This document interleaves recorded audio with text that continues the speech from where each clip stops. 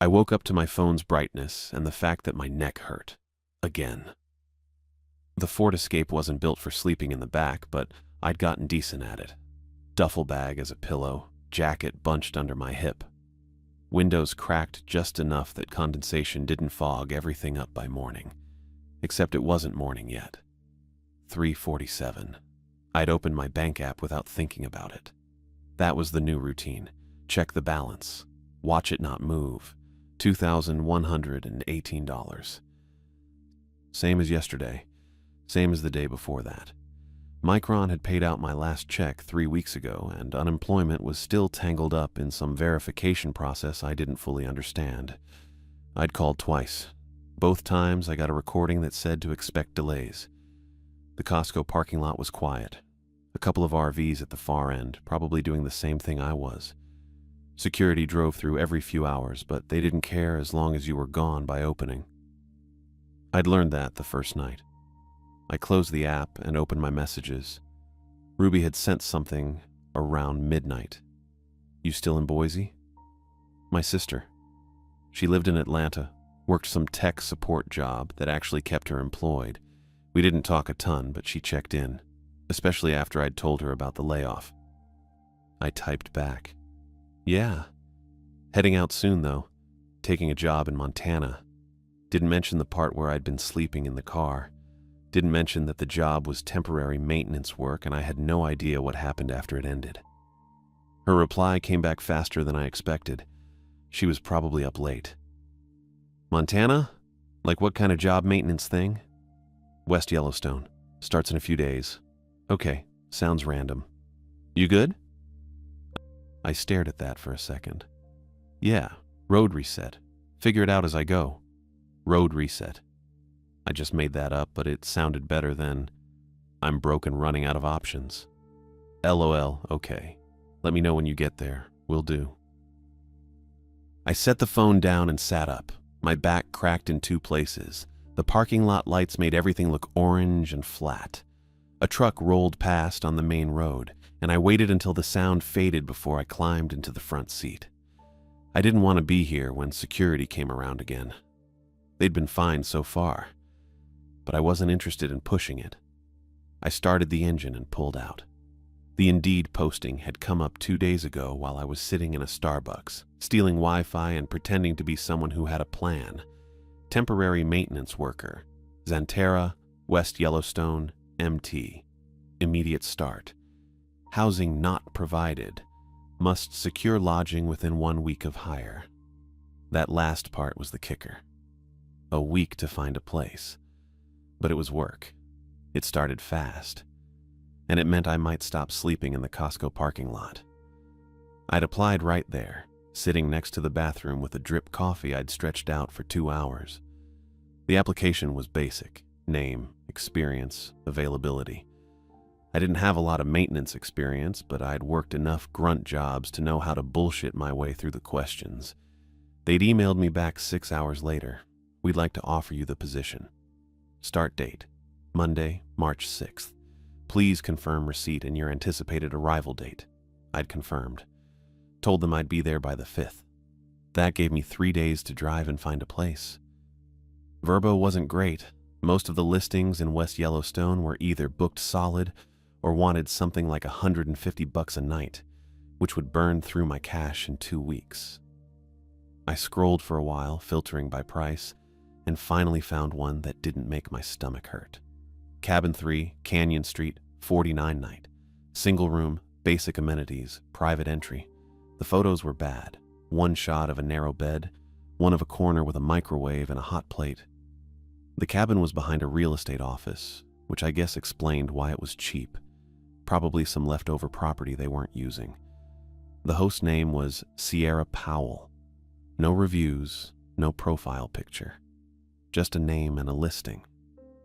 I didn't love it, but $49 a night was doable. I could make that work for a couple weeks, maybe a month if I was careful. I booked it, sent the payment, got an automated confirmation with an address, 32 Canyon Street, and a note that said check-in was after 3 p.m. That was it. I got back on I-84 just before 5 a.m. The sky was still dark, but there was a little bit of gray starting to creep in at the edges.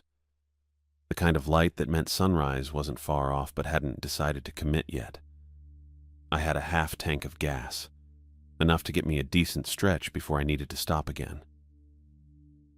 The road was empty, just me and a couple of semis hauling who knows what toward Twin Falls.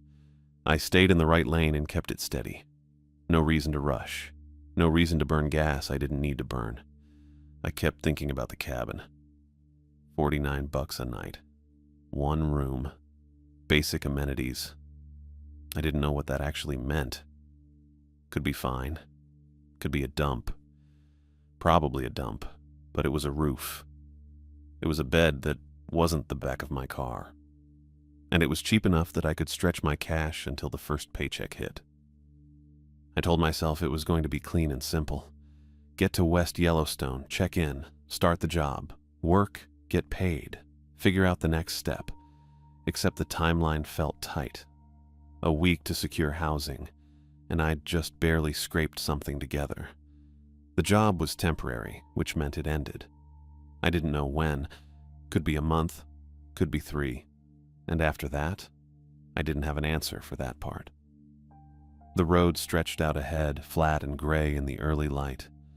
I kept my hands on the wheel and my eyes on the center line. This was going to work. It had to. I pulled off I-84 around 10:30 for gas and coffee. The Chevron sat near Mountain Home, one of those stations that looked the same as every other station between here and anywhere. Pumps out front. Convenience store attached. Prices posted on a sign tall enough to see from the highway. The pump ran slow. I watched the numbers climb and tried not to think about how much of my balance was draining into the tank. $18. $22. I stopped it at 30, even though the tank wasn't full. That'd get me most of the way there. I could fill up again in West Yellowstone if I needed to. Inside, the place smelled like cleaning solution and old hot dogs, the kind of smell that sticks in gas stations no matter what time of day. I grabbed a large coffee from the self-serve counter near the back. Black. Added 1 cream, because the coffee looked darker than usual, and I didn't want to deal with something that bitter on an empty stomach. The clerk stood behind the counter scanning lottery tickets for an older guy in a Carhartt jacket. The clerk's name tag said Roman. Short black hair, polo shirt with the Chevron logo. He looked maybe mid-20s. Friendly enough face, the kind of person who probably said, "Have a good one," to every customer without thinking about it. The lottery guy finished up and left. I set the coffee on the counter. "Just this?" Roman asked. "Yeah." He rang it up. $2.49. I handed him 3 singles. He gave me the change and dropped the receipt in my palm without asking if I wanted it. "Thanks," I said. "You got it." I took the coffee back to the car and sat in the driver's seat with the door open, feet on the pavement. The coffee was too hot to drink right away. I held the cup and felt the heat through the paper, watched a semi pull in on the other side of the pumps. My head hurt a little. Not a full headache, just that dull pressure behind my eyes that comes from not sleeping great and driving too long without a real break. I pressed my thumb against my temple and waited for the coffee to cool. I checked my phone while I waited. Signal sat at 2 bars, which was fine. Better than nothing. No new messages. I opened the email from Xanterra again, even though I'd already read it twice. Start date Monday, March 6th. Report to the main office at 8 a.m. Bring ID and direct deposit information. I had the ID. Direct deposit was easy enough. The hard part was going to be showing up and pretending I had my life together enough to hold down a job. The coffee cooled enough to drink. I took a sip, then another. It wasn't good, but it was hot and it had caffeine. That was enough. I set the cup in the holder, closed the door, and pulled back onto the highway. The signal dropped to 1 bar about 20 minutes later. Then it came back. Then it dropped again. That kept happening for the next couple hours. I figured it was just the area, mountains or towers or whatever made signals cut in and out. By late afternoon, I hit West Yellowstone. The town looked small, real small. A main drag with shops and motels, side streets branching off into residential areas that didn't go far before they hit trees.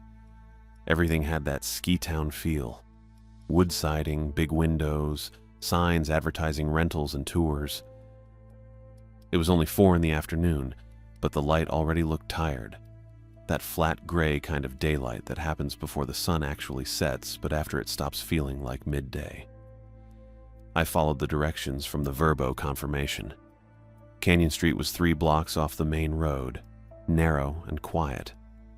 The real estate office sat at number 32, a single-story building with dark windows and a small parking lot out front. I pulled in next to the building and cut the engine. No cars, no lights, nothing. The place looked shut down. Not just closed for the day, shut down. Shut down, shut down. The kind of closed that made you wonder if anyone actually worked there or if they'd just left the building standing and moved on. I sat there for a minute, staring at the dark windows. Behind the office, I could see the cabins, 3 of them, lined up in a row. Small structures, maybe 12 feet wide each. They had the same wood siding as the office, same dark windows. No lights on in any of them. The lockbox was supposed to be on cabin 3. That's what the confirmation email said. Lockbox mounted beside the door. Code same as the last 4 digits of my phone number.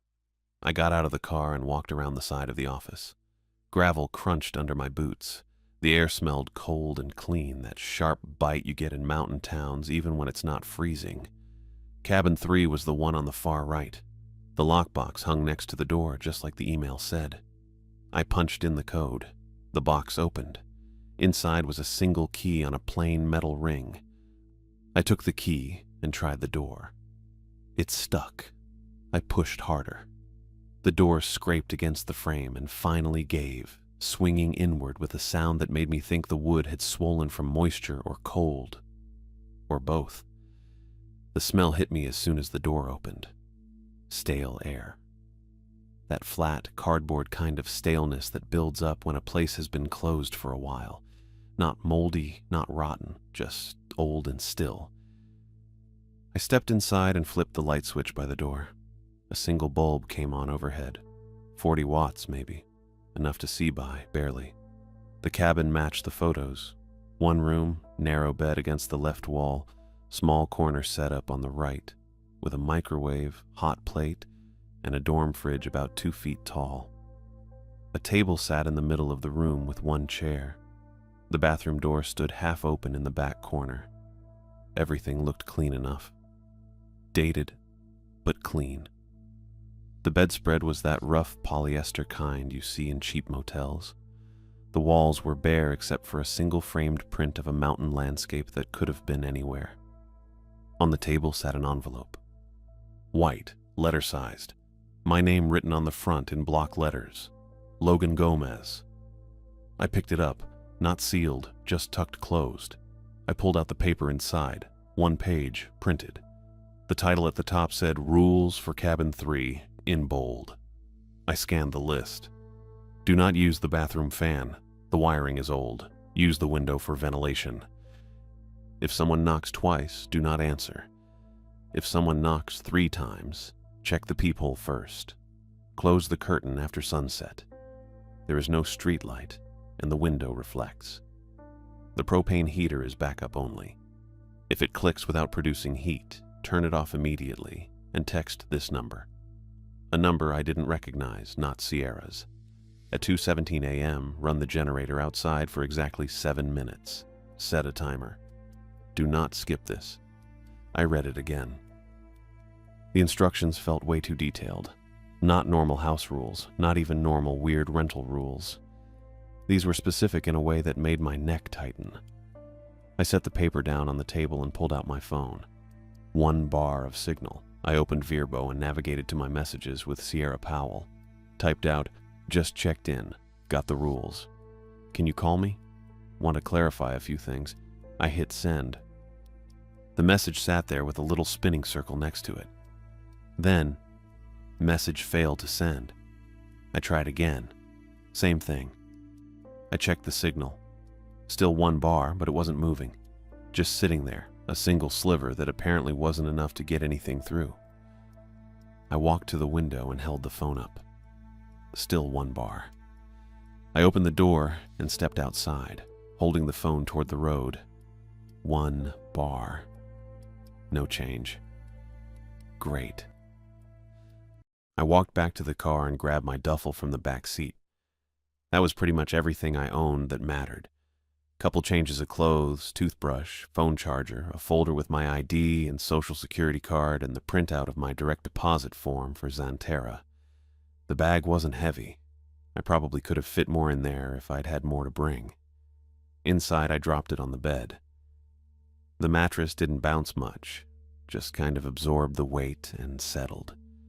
The propane heater sat against the wall near the foot of the bed, one of those standing units with the ceramic plates behind a metal grate.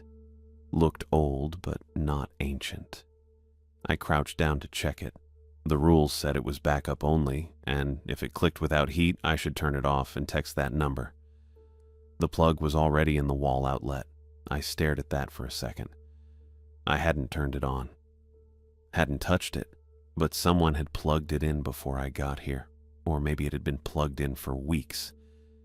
There wasn't a switch on the unit itself, just the plug. So technically it was live, just not running yet. I reached out and touched the metal casing, cold. Nothing warm, no hum, no sound. I left it alone. The bathroom was in the back corner. I pushed the door open all the way. Small, toilet, sink, a shower stall with a plastic curtain that had seen better days. No window. The fan switch was right next to the light switch on the wall outside the door, which seemed like a weird setup. Usually the fan's inside the bathroom, right? I flipped the light on. Fluorescent tube overhead buzzed for half a second, then settled into that flat white glow that makes everything look worse. The mirror had some kind of brown spotting around the edges. Water damage, maybe.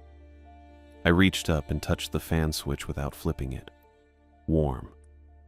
Not hot, just warm, like something had been running recently and the plastic hadn't cooled all the way down yet. But I hadn't turned the fan on. Nobody'd been in here. I pulled my hand back. The rules said don't use the fan because of old wiring. Use the window instead. Fine.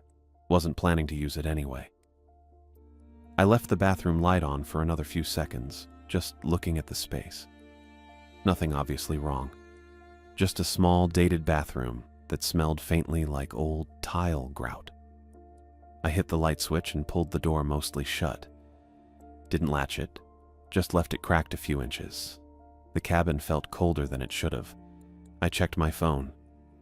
4:37 p.m. Still had a few hours before sunset, but the light outside was already that dull gray you get in mountain towns when the sun's behind the trees or the clouds or whatever. My stomach made a noise. I hadn't eaten since the gas station coffee and a pack of peanut butter crackers somewhere around noon. There wasn't any food in the cabin. The fridge was empty, and I didn't have anything in the car except an old water bottle. I needed to eat. And I needed Wi-Fi that actually worked so I could check my bank app, maybe send Ruby a message so she wouldn't worry. I grabbed my phone and wallet and stepped outside. Locked the door behind me, tested the handle twice. The key went into my front pocket. The Starbucks was inside the Holiday Inn, which I'd passed on the way into town. About a 10-minute walk, maybe less. The main drag wasn't busy. A couple of cars parked outside a pizza place, one SUV idling in front of a souvenir shop. Most of the businesses looked like they were either closed for the season or just waiting for tourists to show up. The Holiday Inn lobby smelled like coffee and cleaning spray. The Starbucks counter was off to the left, tucked into a corner near some armchairs and a fake fireplace. Not a real Starbucks, I figured. One of those license things hotels do. A woman stood behind the counter wiping down the espresso machine. Mid-20s, dark hair pulled into a messy bun, wearing the green apron. She glanced up when I walked over. "Hey," she said, "what can I get you?" "Just a tall coffee, dark roast if you've got it." "Pike Place okay?" Yeah. She grabbed a cup and filled it from the air pot behind her. Moved fast, efficient, probably done this 1,000 times. Anything else? That's it. $3.25. I handed her a 5. She gave me change, dropped the coins into my palm without counting them out loud. I appreciated that. Thanks, I said. She nodded, already turning back to the espresso machine. I took the coffee to one of the armchairs near the fake fireplace and pulled out my phone. The Wi-Fi network popped up right away. Holiday Inn guest. No password. I connected and waited for it to load. Took about 10 seconds, then everything came through. 2 messages from Ruby, both sent earlier today. First one, LMK when you get there. Second one, sent an hour later. You good? I typed back, here, got a place. Starting work Monday. Sent fine, no delay. I opened my banking app. It loaded slower than the messages, but it loaded. Balance, $2,068. I did the math in my head. I'd paid $30 for gas this morning, $3.25 just now for coffee, $49 last night for the cabin through Verbo. That was $82.25 total. Started with $2,118. Should have been $235 and change, except I'd also bought those crackers. And there was probably some pending charge I forgot about. Maybe the Verbo payment hadn't fully cleared yet. Sometimes it took a day. I stared at the number, $2,068. Close enough. I closed the app and drank the coffee. It was fine. Not great, but fine. Hot, at least. Ruby hadn't replied yet. I figured she was either at work or busy. She'd see it eventually. I stayed in the chair for another 20 minutes, just sitting there with my phone and the coffee. Nobody bothered me. A couple walked through the lobby pulling suitcases, and an older guy in a puffer jacket asked the front desk something about checkout times. The barista, her name tag said Shelby, cleaned the counter and restocked the cup lids. When the coffee was gone, I stood up and tossed the cup in the trash near the door. Outside, the light was starting to fade. Not sunset yet, but close. The sky had that look where you couldn't tell if it was clouds or just the way dusk worked up here. I started walking back toward Canyon Street. I made it about 2 blocks before I noticed the truck. White pickup. Older model, maybe a Ford or a Chevy. Hard to tell from the front. It was crawling along behind me, maybe 20 feet back, going the same speed I was walking. At first I figured the driver was just looking for an address or trying to read the street signs. But I crossed to the other side of the road, and the truck stayed behind me. Didn't speed up, didn't pass, just kept pace. I slowed down a little. The truck slowed down too. I stopped in front of a closed gift shop and pulled out my phone, pretending to check something. The truck rolled to a stop about 15 feet behind me. Engine idling. I couldn't see the driver through the windshield. Too much glare from the sky. I waited 10 seconds. The truck didn't move. I put my phone away and started walking again. So did the truck. My heart kicked up a little, that tight feeling you get when you're not sure if something's wrong or if you're just being paranoid. I kept my pace steady, didn't look back. Canyon Street was only a few more blocks. The truck followed the whole way. When I turned onto Canyon, it slowed at the corner, then kept going straight down the main road. Didn't turn. Just rolled past like nothing happened. I stood there for a second, watching the tail lights disappear. Probably nothing. Probably just someone driving slow because they were lost or tired or whatever. But it bugged me a little. Back at cabin 3, I unlocked the door and stepped inside. The air was still stale. I should have cracked the window before I left. I checked my phone. 5:42 p.m. Sunset was probably around 6, maybe 6:15. The rules said close the curtain after sunset. No streetlight, window reflects. I walked over to the window and looked out. The real estate office was dark. The other 2 cabins were dark. No cars in the lot except mine. No movement anywhere. I pulled the curtain shut. Thin fabric, kind of rough.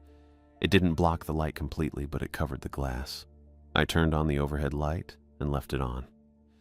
Normally, I'd wait until it was actually dark, save the electricity or whatever, but I didn't feel like sitting in the near dark tonight. I sat down at the table and pulled out my phone. Still had the 1 bar of signal, but messages weren't going through. I tried opening a browser. It spun for about 30 seconds, then timed out. I set the phone on the table and looked around the cabin. The overhead bulb made everything look yellow and washed out. The mountain print on the wall, the polyester bedspread, the propane heater standing silent against the wall with its plug in the outlet. I should have been tired. I'd driven most of the day, slept like garbage in the Costco lot the night before, but I just felt wired. That thing with the truck didn't help. I got up and checked the door lock. Still locked. I tested the handle. Solid. The peephole was one of those old brass ones, probably installed decades ago. I put my eye up to it. Fisheye view of the gravel path outside, the corner of the real estate office, part of cabin 2. No movement, no people, no white pickup. I stepped back and sat on the bed. The mattress was firmer than I expected. Not comfortable, just firm. The cabin was quiet, no hum from the fridge, no traffic noise from the road, nothing. Just that dead kind of silence you get in places that don't have enough people. I stayed on the bed for a while, checked my phone a couple more times, no new messages. Still 1 bar. Around 7, I ate the other pack of crackers I'd left in my jacket pocket. 6 crackers, peanut butter between them. That was dinner. By 8, the light outside was completely gone. I stood at the window and pulled the curtain back just enough to look out. The glass reflected the overhead bulb and my own face, pale and tired looking. Past that, nothing but black. No street lights, no porch lights on the other cabins. Just dark. I let the curtain fall back into place. 9 p.m. came slow. I was sitting on the bed, scrolling through old emails on my phone. Anything to pass the time. When the heater clicked. Sharp, metallic sound like a relay switching on. I looked up. The heater was still just sitting there against the wall, plug in the outlet. But now I could hear a faint hum. Then a low whir, like a fan starting up. Warm air blew out through the grate. Not hot, lukewarm, like someone breathing on you from a foot away. It lasted maybe 3 seconds, then another click, louder this time, and the air stopped. The hum died. I stood up and walked over to it, crouched down in front of the grate. No heat coming out now. I put my hand near the ceramic plates. Barely warm. The metal casing was still cool. Another click. I flinched. Same sound, same spot. But no air this time. No hum. Just the click, like something trying to turn on and failing. The rules said if it clicks without heat, unplug it and text the number. I reached down and pulled the plug from the wall. The click stopped. I stayed there for a second, holding the plug in my hand. Waited to see if it would make the sound again. Nothing. I set the plug on the floor next to the outlet and stood up. My phone was on the bed. I picked it up and opened my messages, found the rules document I'd photographed earlier, zoomed in on the phone number at the bottom. 1 bar of signal. I typed, heater clicked with no heat, unplugged it. Hit send. Message failed. I tried again, same result. I walked to the window with the phone, pulled the curtain back a few inches. Still 1 bar. Tried sending again, failed. I let the curtain drop and turned back toward the bed. That's when I heard it. Click, faint. Same metallic sound, but not from the heater. I looked at the wall outlet where the heater had been plugged in. The plug was still on the floor next to it, not connected to anything. Click. Definitely coming from the outlet, or inside the wall, hard to tell. I walked over and crouched down again, putting my ear close to the outlet cover. Click. Quiet, almost like it was farther back now, deeper in the wall. Then nothing. I stayed there, listening. Counted to 30 in my head. Silence. I stood up slow. My neck felt tight, that same tension from earlier when I'd read the rules the first time. The cabin was too quiet. I could hear my own breathing, the faint creak of the floorboards when I shifted my weight. I sat back down on the bed and kept my eyes on the outlet. The plug was still on the floor. The heater was off. Nothing was connected. But I kept waiting for the sound to come back. It didn't. I checked my phone. 9:14 p.m.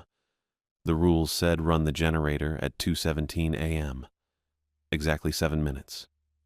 Don't skip it. That was 5 hours away. I lay back on the bed, still dressed, shoes still on. Kept my phone in my hand. The overhead light stayed on. I wasn't turning it off. I watched the door, watched the outlet, watched the window with the curtain pulled shut. The rules had seemed weird when I first read them, specific and strange, the kind of thing you laugh about later when you're somewhere else. But sitting there in the cabin with the heater unplugged and the clicking moved into the wall and the 5 hours stretching ahead of me, they didn't seem weird anymore. They seemed like the kind of thing you follow exactly. I was sitting on the bed, scrolling through nothing when the first knock came. 2 hits. Clean. Deliberate. I froze with my thumb still on the screen. The rules said don't answer if someone knocks twice. Don't even get up, just sit there and wait. I set the phone down slow and listened. Nothing. My breath felt too loud in my chest. I counted to 30 in my head, then 50, then gave up counting because the numbers weren't helping. Then it came again, 2 knocks, same rhythm, same force. I didn't move. A scrape followed, something dragging across the porch boards. Not a boot turning, not gravel shifting, something heavier, uneven, like someone stepped wrong or pulled something sideways that shouldn't be pulled. Then a 3rd knock landed, harder than the first 2. Single impact. The rules said if someone knocks 3 times, check the peephole first. But that 3rd knock didn't feel right. It felt too late, too separate from the first 2. I stood up anyway and crossed to the door, keeping my footsteps light even though I knew whoever was out there already knew I was inside. The overhead light was still on from earlier. I leaned toward the peephole and pressed my eye against the brass ring. Nothing. Just the gravel path and the corner of the real estate office and darkness beyond that. No person. No shape. No movement. I stayed there for probably 2 minutes with my eye against the peephole until my vision started to blur and I had to blink. When I pulled back, my neck was stiff and my hands were cold. I turned on the bathroom light. Then I turned on the lamp on the table even though it was dim and barely added anything. I wanted every bulb in the cabin burning. I dragged the chair from the table and positioned it facing the door, then sat down hard enough that the legs scraped against the floor. My phone was still on the bed. I didn't get it. I just sat there watching the door. The doorknob twitched. Not a full turn. Just a small rotation, maybe a 1/4 inch, like someone testing whether it was locked. The brass caught the light and shifted, then went still. I didn't breathe. The knob didn't move again. I kept my eyes on it anyway, watching for the smallest shift, the tiniest rotation that would mean someone was still trying. But it stayed motionless. The quiet stretched out. My legs started to ache first. I was sitting too rigid, knees locked, feet flat on the floor like I was bracing for something. I shifted my weight and felt the tension release in my calves, then tighten again when I settled back into position. I checked my phone once without getting up. 11:43. No messages, still 1 bar. I set it face down on my thigh and kept watching the door. The minutes felt wrong, too slow. I'd glance at the phone and see 11:51 and feel like 20 minutes should have passed, but it had only been 8. At some point I realized I was thirsty. My mouth was dry and my throat felt tight. But I didn't have any water in the cabin and I wasn't about to go outside to my car. I stayed in the chair. By midnight, my lower back was cramping and I had to stand up and stretch. I kept my eyes on the door the whole time. rolling my shoulders and bending forward until my spine cracked twice. Then I sat back down. Nothing happened. No knocks, no scraping, no movement outside the window. Just the hum of the overhead light and the faint buzz from the bathroom fluorescent and my own breathing. I stayed in the chair until my alarm went off at 2:16. The sound cut through the silence, and I jolted hard enough that my knee hit the table leg. I grabbed my phone and silenced it, then sat there for 5 seconds, letting my heart rate drop. 2:16. I had to run the generator at 2:17 for exactly 7 minutes. I stood up and my legs felt stiff and slow. I unlocked the door, tested the handle, then pulled it open. Cold air hit me first. Probably mid-30s. I should have grabbed my jacket, but I didn't want to waste time. The generator sat about 15 feet from the cabin, a small Honda unit with a pull cord and a fuel tank that looked half full. I'd seen it earlier when I first arrived, but hadn't touched it. I walked over, crouched down, and checked the choke and fuel valve. Both looked fine. I set my phone on the ground with the timer app open, then gripped the pull cord and yanked. It caught on the first pull. The engine turned over clean and settled into a steady rattling hum. Not loud, just persistent. I hit start on the timer, 2:17 exactly. I stood up and looked around. The real estate office was maybe 40 feet behind me, past a few trees and a stretch of gravel. The windows had been dark since I'd arrived. Then at 2:17 sharp, a light came on inside. Just one. A fluorescent strip, pale and greenish, visible through the front window on the left side of the building. I stared at it. No movement inside. No shadow crossing the glass. Just the light, steady and cold. I walked a few steps closer, keeping the generator in my peripheral vision. The office had 2 front windows, both with blinds half drawn. The light was coming from somewhere in the back, spilling forward into the front room. I stopped at the edge of the gravel and watched. Nothing moved. No one walked past the window. No shape shifted in the back. The light just stayed on, fluorescent and flat, like the kind you see in a break room or storage closet. I checked my phone, 4 minutes left. I kept watching. The building looked the same as it had earlier. Dark wood siding, small parking lot, no cars, no sign that anyone worked there or had worked there in weeks. But the light was on. I glanced back at the generator, still running smooth. Timer showed 2 minutes. When I looked back at the office, the light was still there. Same intensity, same position. I thought about walking up to the window and looking inside, but that felt wrong. Not dangerous exactly, just wrong. So I stayed where I was. At 7 minutes exactly, I walked back to the generator and hit the kill switch. The engine cut out and the silence dropped back in. The office light clicked off the same second. Not a fade, not a flicker. Just off, like someone hit a switch the moment the generator died. I stood there holding my phone, staring at the dark building. The two were linked. Had to be. I didn't know how, didn't know why. But the timing was too precise to be coincidence. I picked up my phone and walked back toward the cabin, keeping my eyes on the office until I reached the porch. That's when I heard it. The bathroom fan. I stopped on the porch and turned toward the door. The fan was running inside. I could hear the hum through the wall, faint but unmistakable. I hadn't turned it on. The rules said not to use it. Old wiring. Use the window instead. I stepped inside and the sound got louder. Not just a hum anymore. It was irregular, wet, wrong, like something caught in the blades, or something dripping into the motor. I stood in the doorway and stared at the bathroom in the back corner. The door was still cracked open a few inches, same as I'd left it. The sound kept going, wet, rhythmic, off. I didn't cross the threshold. The fan kept running in the bathroom with that wet, wrong sound, irregular, like something caught in the blades or dripping into the motor. I stood in the doorway with the cold air on my back and my phone in my hand, and I didn't move forward. Probably should have. Probably should have walked in and flipped the switch and turned the thing off. But I didn't. The door was still cracked open a few inches like I'd left it.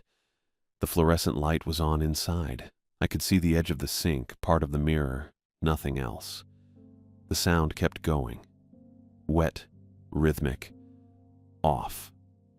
I stayed on the porch. Then a slap hit the bathroom window from inside. Not a knock. A slap. Wet and flat and heavy like a palm pressing against glass. I heard it clearly over the fan noise, distinct, deliberate. My chest went tight and I took one step back without meaning to. The bathroom didn't have a window. I'd been in there earlier. Toilet, sink, shower stall. No window. Just the fan vent in the ceiling and the mirror on the wall. Another slap. Same sound. Same force. I stood there with my breath going shallow and my phone screen lighting up my hand. The bathroom door stayed cracked. The light stayed on. I couldn't see the window because there wasn't one, but I heard the slaps clearly. 2 of them. Wet. Heavy. Precise. Then I saw the handprint. It appeared on the bathroom mirror, not the window, the mirror, visible through the cracked door. A print in condensation or moisture, fingers spread wide, pressed against the glass from the inside. The fingers stretched too long. Not by much, just enough that it looked wrong. Like someone had drawn a hand from memory and gotten the proportions off. A second print appeared beside it. I didn't see it form. I blinked and it was there. Same size, same wrong proportions. Fingers too long, palm too narrow. The 2 prints sat side by side on the mirror, perfectly aligned, like something was standing in the bathroom holding its hands up to the glass, mimicking what hands should look like. I backed up another step. My heel hit the edge of the porch and I stopped. The fan kept running. The prints stayed on the mirror.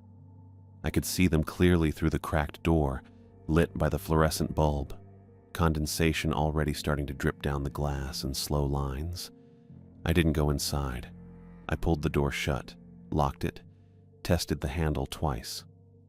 Then I walked to my car, got in the back seat, pulled my jacket over my shoulders, and closed my eyes. Didn't sleep, just waited for morning with my phone in my hand and the cabin door locked 15 feet away. At 7:53, I was standing outside the Xanterra maintenance shop on Yellowstone Avenue, with my ID and direct deposit form in my jacket pocket. The building was single-story, painted brown, with a roll-up garage door on the left side and a regular door on the right. 2 work trucks were parked out front. I'd brushed my teeth in the cabin 3 bathroom that morning without looking at the mirror and left before 8. The regular door opened and a guy in cargo pants and a utility jacket stepped out. Solid build, salt and pepper hair, maybe mid-40s. He looked at me. "Logan?" "Yeah." "Blake Perry. Come on in." I followed him inside. The shop smelled like oil and sawdust and something chemical I didn't recognize. Workbenches lined the left wall with tools hung on pegboards above them. Shelves on the right held paint cans, tarps, boxes of screws and bolts. 2 storage cages stood in the back corner with padlocks on the doors.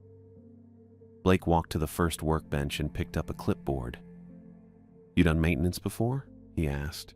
"Some. Basic stuff." "Good enough." He flipped a page on the clipboard. "Monday through Friday, 8 to 4. Lunch is 30 minutes. You check in here every morning, get your assignments, return tools before you leave. Don't lose tools. Don't leave a job half done without telling me. You got questions, you ask. Clear?" "Clear." He handed me a key ring with 3 keys. Storage room, supply closet, staff bathroom. Don't go in the cages without me. I track what comes out of there. I took the keys. Got it. Blake walked to the pegboard and pulled down a hammer, a screwdriver set, and a tape measure. He set them on the bench. "First job's easy.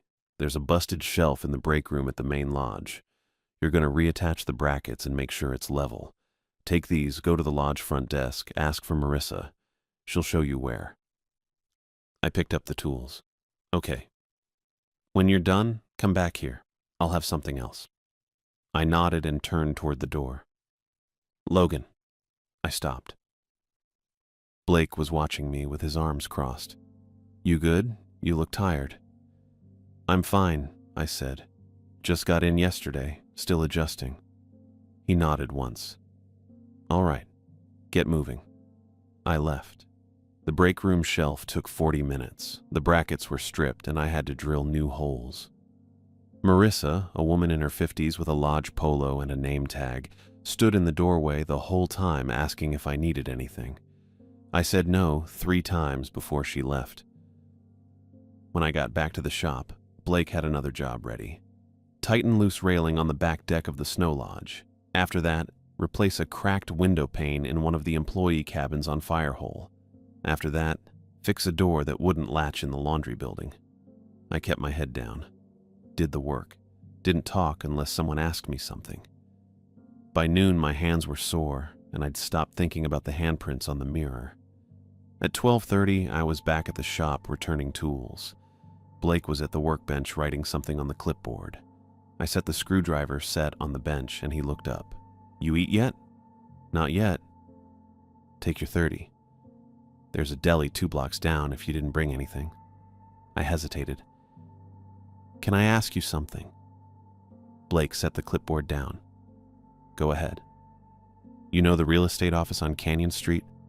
The one with the cabins behind it? His expression didn't change. Yeah, what about it? I'm staying in one of the cabins, renting it short term. The office looked shut down when I got there yesterday. Is it still operating or? It's not, Blake said.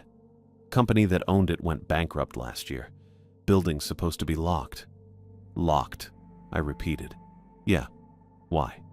I shrugged. Just weird. The cabin's fine, but the office looked abandoned, and the wiring's been acting strange. Lights flickering, outlets clicking. Wasn't sure if that was normal around here. Blake leaned back against the bench. Old wiring does that.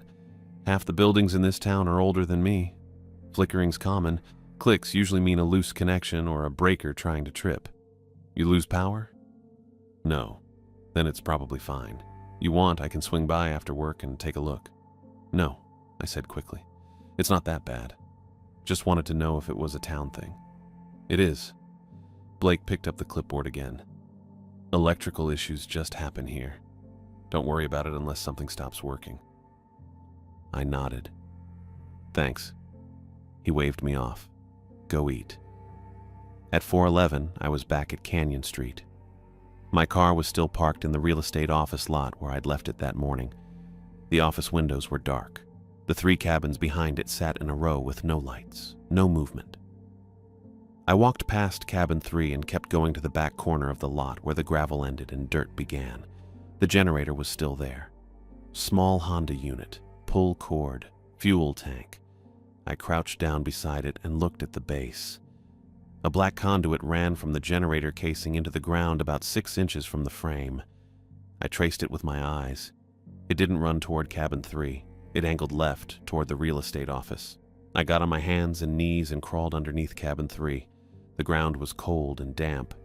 The underside of the cabin showed exposed floor joists, old insulation, a few pipes. I looked for the breaker box. Found it mounted on the left side near the front corner. I traced the electrical line from the box back toward the generator. It didn't connect. The line from the breaker box ran to a different conduit buried in the dirt, heading toward the street. The generator line ran separately, parallel to the cabin foundation, angling past it toward the office. I followed it with my eyes as far as I could see. It went into the ground about 10 feet out and kept going in a straight line, toward the dark office. I backed up and looked at the conduit more carefully. The plastic casing looked new, not weathered or cracked. The dirt around it was loose, piled unevenly along the trench line, like someone had dug it recently and filled it back in without packing it down. I crawled backward fast, scraping my shoulder on a floor joist, and got out from under the cabin. My hands were covered in dirt. I wiped them on my jeans and stood up, looking at the office. Dark windows, half-drawn blinds. No movement. I walked back to cabin 3, unlocked the door, and went inside. The overhead light was still on from this morning. The bathroom door was closed. I'd shut it before I left. The table sat in the middle of the room with the chair pushed in. I walked to the table and looked down at it. The rules paper was still there, same as before. But now there was something else. I walked to the table and looked down at the rules paper sitting there where I'd left it that morning. But there was something else now, too. An envelope. White. Letter-sized. Taped under the table edge. I crouched down and ran my hand along the underside of the table. The tape was thick, like packing tape, and it held the envelope flat against the wood. I peeled it off slowly. The adhesive made a long, ripping sound that filled the whole cabin. The envelope wasn't sealed, just tucked closed, same as the first one. I pulled out a single sheet of paper.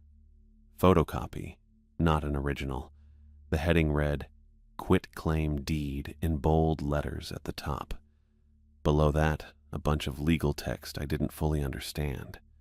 Property description, parcel number, some coordinates. Then my name, Logan Gomez, typed under grantee.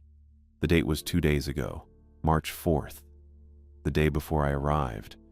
There was a signature line under grantor, but it was blank. No name typed, no signature, just an empty line. My signature line was also blank, nothing showing I'd ever signed it. But my name was there, typed clean and official under the grantee section. I read it twice, then a third time. I didn't sign this. I'd never seen it before right now. And the date was wrong anyway. 2 days ago, I was still driving, hadn't even arrived yet.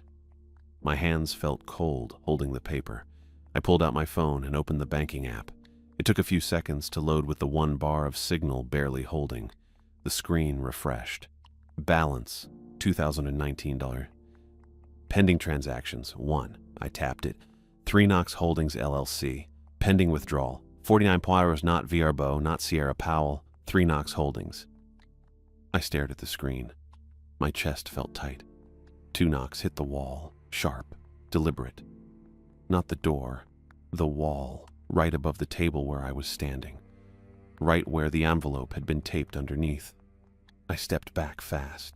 My hip hit the chair. The knocks didn't come again. I looked at my phone. The signal bar flickered. 1 bar, then none. The screen still showed the bank app, but the loading circle spun in the center and wouldn't stop. Outside, the porch light buzzed. A low electrical hum that got louder for 2 seconds. Then it popped and died. I walked to the window and pulled back the curtain. The porch was dark, no light at all. The bulb was out or the fixture was dead. My phone screen went black, not from the battery, it just cut out. I pressed the power button twice. Nothing. Held it down for 10 seconds. Still nothing. I set the phone on the table next to the deed and stood there breathing. It was 9:47 p.m. according to the microwave clock.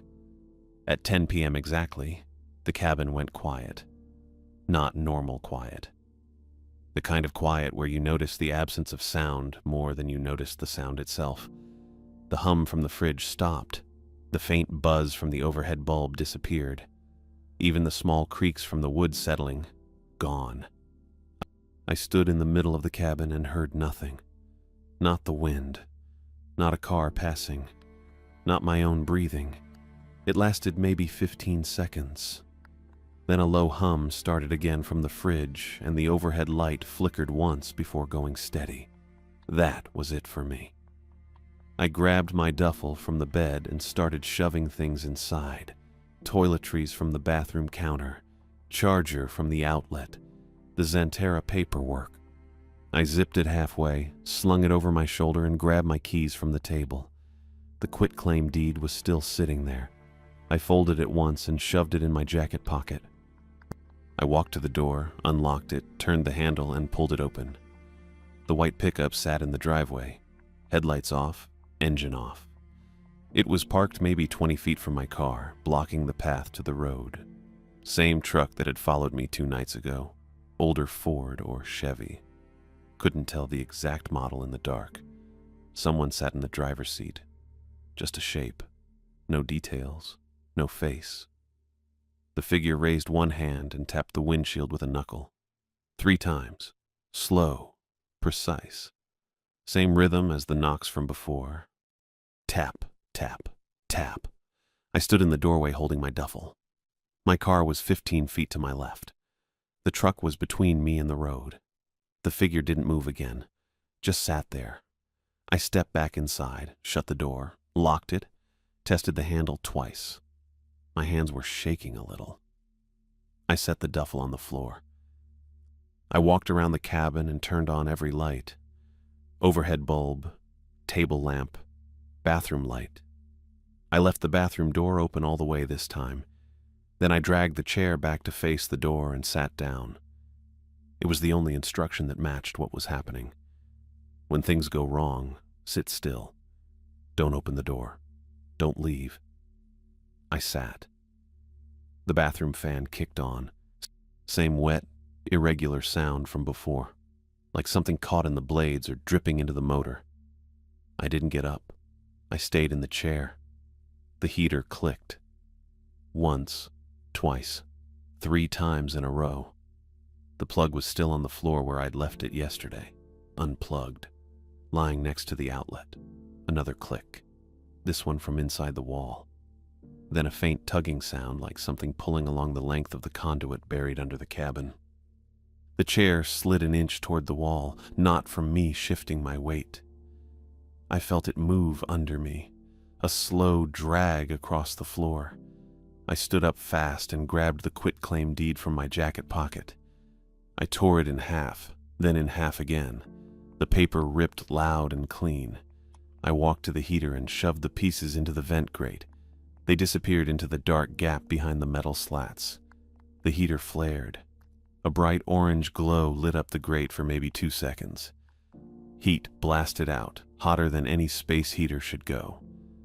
Then it died completely. No hum, no click, just cold metal again. Outside, the pickup engine coughed. Once, twice, then it stalled out. A car horn honked somewhere down the street. Faint, normal. A dog barked 3 blocks away. Town noise came back in fragments. Slow, but real. I sat back down in the chair and didn't move until the sky started turning gray. At sunrise, I went outside and crawled under the cabin again. The ground was cold and damp. Dirt clung to my jacket and jeans. I pulled myself forward on my elbows until I reached the spot where the conduit ran. It wasn't plastic anymore. The black casing had melted into something fibrous, almost like rope, but wrong. The texture was uneven, organic, and it didn't reflect light the way plastic or rubber would. I followed it with my hand, tracing the line toward the real estate office. It disappeared into the ground about 10 feet out, same as before, but the dirt around it looked disturbed, loose, fresh. I crawled further, past the edge of Cabin 3's foundation, and kept following the line. It angled left, straight toward the office. I reached the office's back corner and found the breaker panel mounted low on the exterior wall. The metal door hung open. It hadn't been open 2 days ago. Inside, the panel was full of ash, gray, fine, like burnt paper. The breaker switches were intact but covered in residue. The conduit fed into the bottom of the panel, ending in a melted knot of fibrous material that didn't look like anything I'd seen before. I backed out fast, scraping my shoulder on a support beam again. Same spot as last time. I didn't care. I stood up, brushed the dirt off my hands and jeans, and walked straight to my car. I drove to the Zentera shop and parked in the small lot out front. It was 7:30 a.m. Blake was already inside, standing near the tool rack with a clipboard. He looked up when I walked in. "You're early." "I'm leaving," I said. "Leaving town, today." Blake set the clipboard down. "What happened?" "Nothing I can explain." I pulled the cabin key from my pocket and set it on the workbench. "I'm returning this. I'm not staying there anymore." Blake looked at the key. That's the Canyon Street place? Yeah. You have another place lined up? No, I said. I'm leaving. Driving out. I can't stay here. Blake didn't argue. He just nodded once and picked up the key. You want your last check mailed or direct deposit? Direct deposit. Same info I gave you. All right. He wrote something on the clipboard. You sure you're okay? I'm fine, I said. I just need to go. Blake looked at me for a few seconds, then nodded again. Safe drive. I left the shop, got in my car, and started driving west. By noon, I checked my bank app at a gas station in Idaho Falls. The 3 Knox Holdings charge had reversed. No explanation. No note. Just gone. I opened the VRBO app and searched for the Canyon Street listing. It wasn't there. The whole listing was gone. No Cabin 3, no Sierra Powell, nothing. I kept driving. That night in a Motel 6 outside Pocatello, I put the torn pieces of the quit-claim deed in a Ziploc bag and sealed it. I shoved the bag in my glove compartment. The pieces stayed warm for 3 days. Not hot, just warm. Like they'd been sitting in sunlight, except they hadn't. I checked them every few hours. Opened the glove compartment, touched the bag, still warm. On the 4th day, they went cold. Normal temperature. I haven't opened the bag since. I kept driving west without stopping except for gas and bathroom breaks. I didn't sleep in the car again. I paid for motels. Cheap ones, but real rooms with locks and lights and other people in the building. I watched my phone the whole way. 1 bar. No signal. 2 bars. No signal again. Somewhere past Boise, around 10 p.m. on the 2nd night, my signal jumped to 3 bars and stayed there. I pulled over at a rest stop and sat in the parking lot with the engine running. 3 bars. Solid. No flickering. I opened my messages. Ruby had texted me 6 hours earlier. You still in Montana? I typed back, no, left, heading your direction, tell you later. She replied in 30 seconds. You okay? Yeah, I wrote. Just didn't work out. I sat there for another 10 minutes watching the signal bars. They didn't move. 3 bars. Stable. I put the car in drive and got back on the highway. The Ziploc bag is still in my glove compartment. I don't know what to do with it. I don't know if I should throw it away or keep it or burn it. So it's just there. Sealed. Cold now. And I keep driving.